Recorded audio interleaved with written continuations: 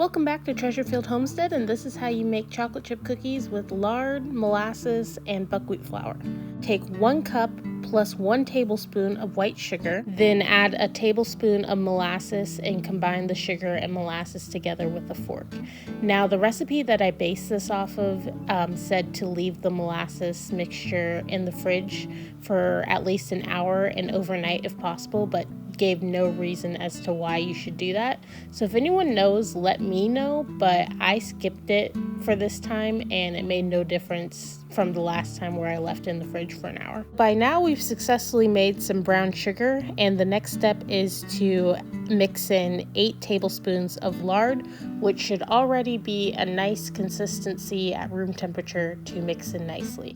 Next, in a separate bowl, add 1.5 cups of buckwheat flour. To the same bowl, add 1 teaspoon of baking soda and a 1/2 teaspoon of salt. And now I know why this recipe tasted too salty this time, is because I added a whole teaspoon of salt.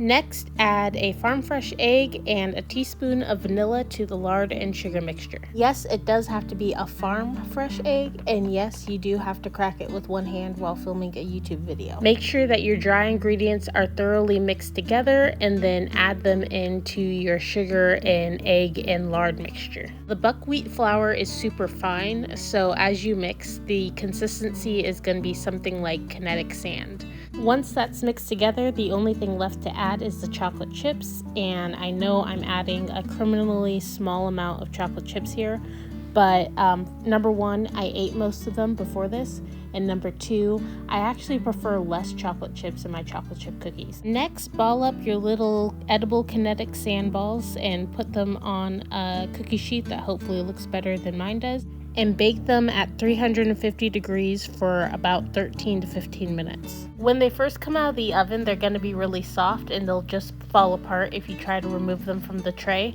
So you need to let them cool down and harden enough for you to remove them first. So I just used a recipe I found online for buttercream frosting, and I made it with actual butter. I don't know if you can make buttercream frosting with lard. I mean, you'd have to call it something else, but I wonder if it would taste good. Anyways, that's not the point. The point is that it used exactly 2 tablespoons of milk, and I used milk from my very own goats, and I was so happy. But this is what it turned out like, and I decided to eat some while watching an episode of Little House on the Prairie. And speaking of the goats, this is how they're doing. All 4 babies are doing fine and are acting healthy. They're all accounted for. Those are the moms.